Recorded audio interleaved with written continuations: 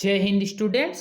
कक्षा अष्टम पंचदश पाठ प्रहेलिका। आज हम प्रहेलिका के बारे में पढ़ते हैं। उससे पहले कुछ सारणी दी गई है, इसको हम पढ़ते हैं। पहेलियाँ, प्रहेलिका का अर्थ होता है पहेलियाँ। मनोरंजन की प्राचीन विद्या है, यानी प्राचीन विद्या है। यह प्रायः विश्व की सारी भाषाओं में उपलब्ध है। संस्कृत के कवियों ने इस परंपरा को अत्यंत समृद्ध किया। पहेलियाँ जहाँ हमें आनंद देती है, वहीं समझ बूझ की हमारी मानसिक व बौद्धिक प्रक्रिया को भी तीव्रतम बनाती है। यानी पहेलियों के द्वारा हमारी जो बुद्धि होती है उसका भी विकास होता है, मानसिक और बौद्धिक दोनों विकास होता है। इस पाठ में संस्कृत प्रहेलिका पहेली बूझने की परंपरा के कुछ रोचक उदाहरण प्रस्तुत किए गए हैं। संस्कृत में कैसे पूछे गए हैं ये हम इस पाठ के द्वारा जानेंगे। आओ हम पाठ शुरू करते हैं। कस्तूरी जायते कस्मात्। कस्तूरी किससे उत्पन्न होती है? को हंति करिणाकुलम। कौन मारता है हाथियों के कुल को? किम कुर्यात कातरो युद्धे। और कायर युद्ध में क्या करता है? यानी तीन प्रश्न करे पहली प्रहेलिका में कि कस्तूरी जायते कस्मात्, को हंति करिणाकुलम, किम कुर्यात कातरो युद्धे। यानी कस्तूरी किससे उत्पन्न होती है, हाथियों का कुल का नाश कौन करता है, और कायर युद्ध में क्या करता है। तो लास्ट में तीनों का उत्तर दिया कि मृगात् सिंहः पलायते। यानी कस्तूरी उत्पन्न होती है मृगात् हिरण से, सिंह यानी हाथियों के कुल का नाश करता शेर, और कायर क्या करता है? पलायते, यानी कायर भागता है। दूसरी प्रहेलिका है सीमंतिनीसु का शांता। कि सीमंतिसु शांता का शांता, यानी नारियों में कौन शांत है? राजा को अभूता गुणोत्तम। और गुणों में उत्तम राजा कौन हुआ? विद्वद भी का सदा वंद्या। विद्वानों के द्वारा सदा कौन पूजी जाती है? तो अत्र एव उक्तम न बुध्यते। इन्हीं में कहा गया है, आंसर इसी में है पर हमें पता नहीं चल रहा। तो सीमंतनीसु का शांता, यानी नारियों में कौन शांत है? सीता। राजा को अभूत गुणोत्तमः राम। और विद्वानों में कौन सदा पूजी जाती है? वंद्या विद्या।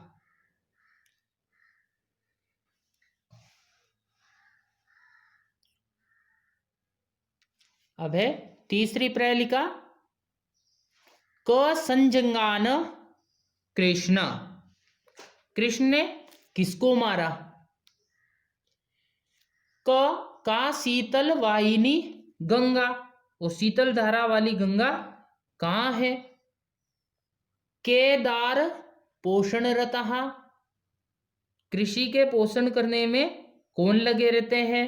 और के बलवंतम न बाधते शीतम। और किस बलवान को सर्दी नहीं लगती? यह आंसर इसी में ही है, आपको ढूंढना है। तो क संजंगान कृष्ण, यानी कृष्ण ने किसको मारा? सभी को पता है, कंस को मारा। का शीतल वाहिनी गंगा। शीतल वाहिनी यानी धारा वाली गंगा कहाँ है? तो काशी। केदार पोषण रता, यानी कृषि के पोषण करने में कौन लगे रहते हैं? किसान। और के बलवंतम न बाधते शीतम, तो इसका आंसर लास्ट में है। यदि आप शब्द को जोड़ोगे तो कंबलवंतम, यानी कंबल ही, कंबल को सर्दी नहीं लगती। लास्ट प्रहेलिका का कहिए कि भोजनांते च किम पेयम। भोजन के अंत में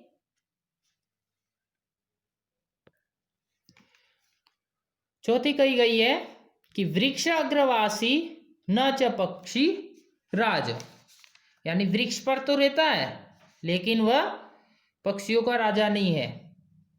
पक्षियों का राजा किसे मानते हैं? गरुड़ को मानते हैं। त्रिनेत्रधारी न च शूलपाणी, 3 नेत्रों वाला है लेकिन वह शिव भी नहीं है। त्वग वस्त्रधारी न च सिद्ध योगी, छाल की वस्त्र पहनता है लेकिन वह योगी नहीं है। जलम च बिभ्रन घटो न मेघ, जल से भरा हुआ है फिर भी न गड़ा है और न ही बादल है। क्या है उत्तर? आपको इसी बुक में मिल जाएगा। इसका उत्तर है नारिकेल फलम, यानी नारियल। देखो वृक्ष पर रहता है हमेशा, 3 नेत्र है उसके, छाल की वस्त्र भी पहनता है और जल से भी भरा रहता है। अब है भोजनांते च किम पेयम, भोजन के अंत में हमें क्या पीना चाहिए? जयंत कस्य वैसुतः, जयंत किसका पुत्र था? कथम विष्णुपदम प्रोक्तम, मोक्ष कैसा कहा गया है? तक्रम शक्रस्य दुर्लभम, यानी इनका आंसर यहीं पर दे दिया आपको, तक्रम शक्रस्य दुर्लभम। कि भोजन के अंत में क्या पीना चाहिए? तक्रम कहते हैं मट्ठे को। जयंत कस्य वैसुतः, तो शक्रस्य यानी इंद्र का पुत्र था। कथम विष्णुपदम प्रोक्तम, यानी मोक्ष कैसा कहा गया? तो दुर्लभम यानी दुर्लभ है। शब्दार्थ, हंति मारता है अथवा मारती है, कातरह कमजोर, सीमंतिनीसु नारियों में, कोबूतः कौन हुआ, संजगानः मारा, कम संजगानः कंस को मारा, शीतलवाहिनी ठंडी धारा वाली,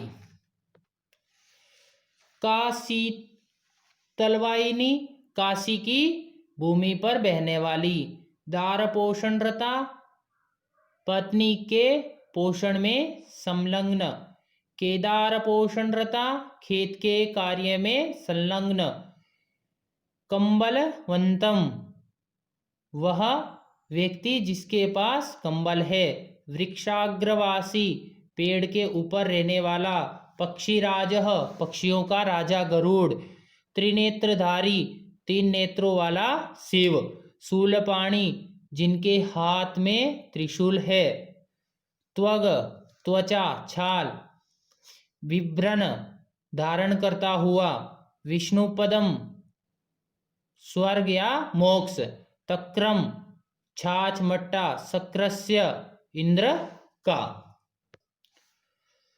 प्रश्न संख्या 1, श्लोकांश रिक्त स्थानानि पूरयत, श्लोकों की रिक्त स्थान पूर्ति करनी है। कि सीमंतनेषु काशांता, राजा को भूत गुणोत्तम, क समजगान कृष्ण, का शीतल वाहिनी गंगा, केदार पोषणरता, कम बलवंत न बाध्यते शीतम, वृक्षग्रवासी च न च पक्षीराज, त्रिनेत्र धारी न च शूलपाणी।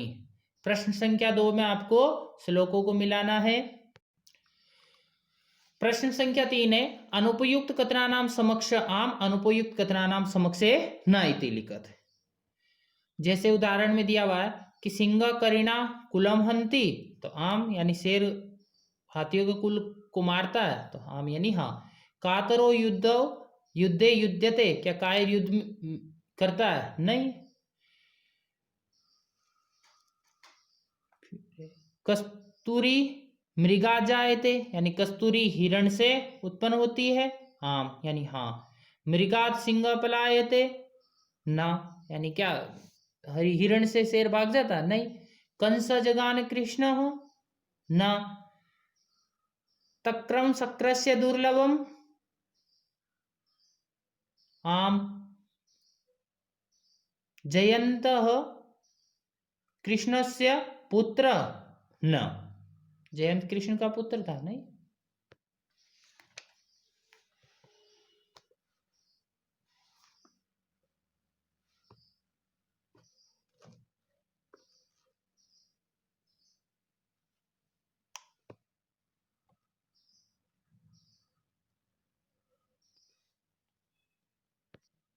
प्रश्न संख्या 4, संधि विच्छेदम कुरुतः करीणाकुलम, करीणाम जमा कुलम, को अभूतः, क जमा अभूतः, अत्रेवोक्तम, अत्र जमा एव जमा उक्तम, वृक्ष अग्रवासी, वृक्ष जमा अग्रवासी, त्वग वस्त्रधारी, त्वग जमा वस्त्रधारी, बिभ्रन, बिभ्रत जमा न। प्रश्न संख्या 5, अधोलिखितानां पदानां लिंगम विभक्ति वचनस्य लिखत। लिंग विभक्ति और वचन लिखने हैं। कस्तूरी शब्द है, स्त्रीलिंग है, प्रथमा विभक्ति है, एक वचन है। युद्धे पुल्लिंग है, सप्तमी विभक्ति एक वचनम। सीमंतिनीषु स्त्रीलिंगम, सप्तमी विभक्ति बहुवचनम। बलवंतम पुल्लिंगम, द्वितीय विभक्ति एक वचनम। शूलपाणि पुल्लिंगम, प्रथमा विभक्ति एक वचनम। शक्रस्य पुल्लिंगम, षष्ठी विभक्ति एक वचनम। प्रश्न संख्या 6, विलोम पदानि योजयत। विलोम पदों को आपस में मिलाना है। तो जायते,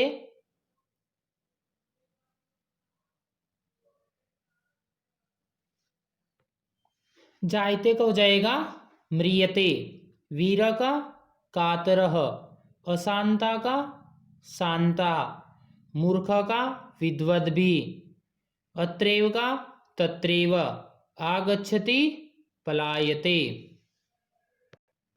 समानार्थक पदानि चित्वा लिखत। समानार्थक पद लिखने हैं। गजानाम, करीणाम, गजानाम, अभूत, अभवत, वन्द्या, वंदनीया, बुध्यते, अवगम्यते, घटः, कुंभः, संजगान, अमारयत। प्रश्न संख्या 7, कोष्टकार अंतर्गतानां पदानां उपयुक्तानां विभक्तिं प्रयोगम अनुच्छेदम पूरयत। यानी कोष्टक में दिए हुए जो शब्द है उनको अनुपयुक्त यानी जो विभक्ति का प्रयोग होता है उसके साथ हमें इस कथा की पूर्ति करनी है। एक काक आकाशे डयमान आसीत। एक काक यानी एक कौवा आकाश में उड़ रहा था। त्रिशात स जलस्य अन्वेषणम करोति। त्रिशात यानी वह प्यास से व्याकुल था और वह जल को ढूंढ रहा था। अन्वेषणम करोति। तदा स घटे अल्पम जलम पश्यति। और उसने तदा यानी तब वह उसने देखा कि घड़े में अल्पम यानी थोड़ा सा ही जल है। स उपलान आनीय, और वह उपलान यानी वह कंकड़ लेकर आया। घटे पातयति, घड़े में डाले। जलम घटे ऊपरी आगच्छति, घड़े का जल ऊपर आ गया। काक स आनंदम जलम पीत्वा पीत्वा तृप्यति, और कौआ जल पी करके तृप्त हो गया।